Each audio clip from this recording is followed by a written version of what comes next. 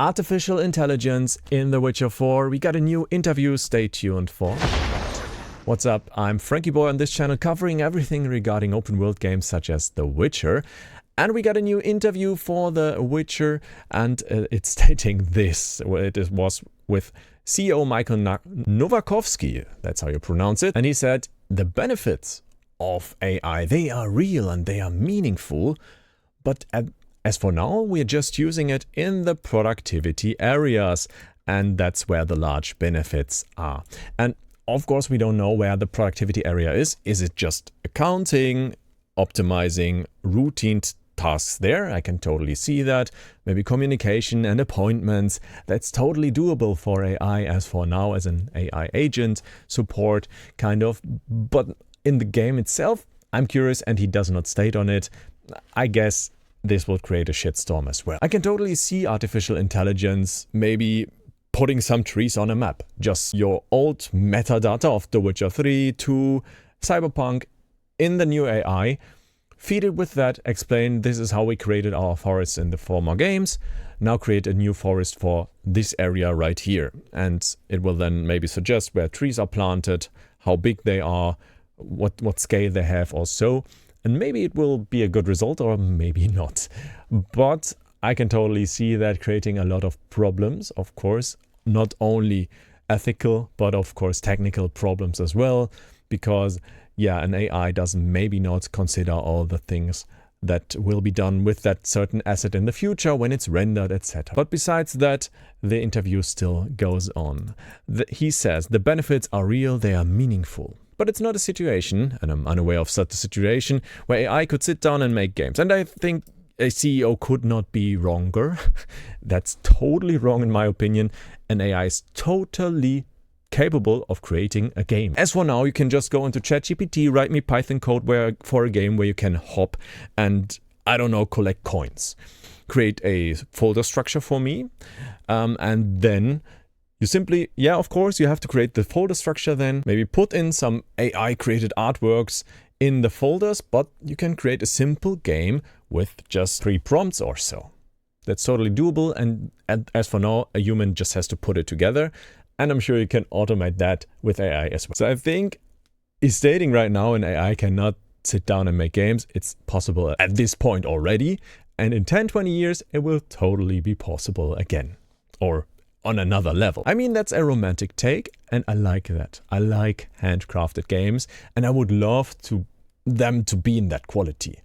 But I don't think that's real. I don't think the reality is that this will stay like that forever. I can totally see having a premium sigil, totally human handcrafted for video games in the future, and they might have a fan base that prefers them, and others that are using AI in any form, or maybe a whole creation by AI, do not get that sigil. Similar to the US, where they say this is like natural food, not with a lot of chemicals. I don't know, we don't have that in Germany, to be honest. We just have the normal natural food for us. And this is a huge debate, and you could argue about that in ethical ways, economic ways, also in terms of energy consumption and the effects it has on the whole gaming market, the whole hardware industry as well, which is suffering for now from AI as well. The RAM are super expensive. Graphic cards are gonna explode from the pricing next year, I guess. And of course, the storage itself. Now that's creating a huge or a lot of problems. And Novakovsky is also stating something regards the layoffs happening in the video game industry. And he's stating, it might not be a result of AI, but it's a result of large games being cancelled. And I can totally see that. For now, games are not predictable anymore. Back then, it was totally predictable how much sales you could generate with a AAA release if you were a big company such as CDPR, maybe Ubisoft. And at this point, it's not possible anymore to come with exact figures. It's like more a gamble, which is a huge chance for small indie companies with 5 to 15, 30 people in the team, and they can totally succeed with their expedition game, get Game of the Year, millions of sales, and become multimillionaires, while other companies release a Star Wars game and nobody wants to play it. Yeah, that's the reality at this point. It's not predictable anymore. And of course, this will lead to layoffs, sadly. So the gaming industry itself is kind of reshaping, and AI is a part of that reshaping. It will have an impact, especially for small companies that cannot afford a graphics designer, that maybe would love to have one, but can't simply due to financial limitations. And in that case, I can totally see the case where a game gets some AI assets, is successful, and they then decide to replace everything with real human work at a later stage, maybe. Talking about AI, I think it's a minefield, and at this point everybody has his or her opinion. Everybody is kind of, at least in some way, having a contact with artificial intelligence in their life. At least most of you already use ChatGPT, I think maybe everybody of you. And this is creating a new world, or kind of shaping a new world where we get more support for our tasks, but it's also speeding up the process. And I do not like the fact that at this point, like, content on video platforms such as YouTube and TikTok is maybe even more AI content than real content. And having the idea of a flooded video game market, flooded by trashy AI games, or at one point really good AI games, yeah, I think it's difficult, because then you might have infinite products to choose from, but this will of course consume infinite energy from the AIs that consume all this energy and resources. And yeah, I'm just curious. Of course, this might lack soul and love, real humans' work and passion. That's a thing that most people still want in their free time consumption products such as books and video games. I mean, the book market, as for now, is the best example for scam products. I bought an Assassin's Creed Shadows guide on Amazon before the release of the game, and it was just like ChatGPT and printed.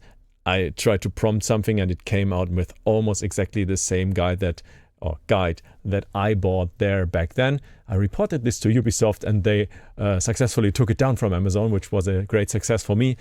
But yeah, you can see the path that it's taken also for scammers. So CDPRs, as for now, already using AI, but in a productivity area, which is not anything you can grab. It's not like a thing that you know where it's used at this point, because productivity means creating games. It means communicating. Anything a company does would normally be productive, because the goal of a company usually is to earn money. So it needs to be productive in some way, or support others to be more productive. So I think like that statement is really nonsense, to be honest with you. And I would love him to be more precise on what they are currently doing. I gave some examples earlier what I think they might be doing. I don't think they are generating assets such as an armor or so with AI. They might use it to help to sketch it. Maybe give me 10 drafts of a no armor, and then they kind of choose direction or so. I can imagine that, as well as give me 10 possible areas for a castle that would look nice or so. I'm super curious what your thoughts are on this topic. And of course, it's dangerous, yet of course an interesting area. Make sure to check out this Witcher video, which might help you out, or that one, which is another recommendation by YouTube for you. Thank you for tuning in, and I'm curious about your thoughts on AI in video game industry in the comments. Stay tuned for more, and see you in the next video. Goodbye, guys. Bye-bye.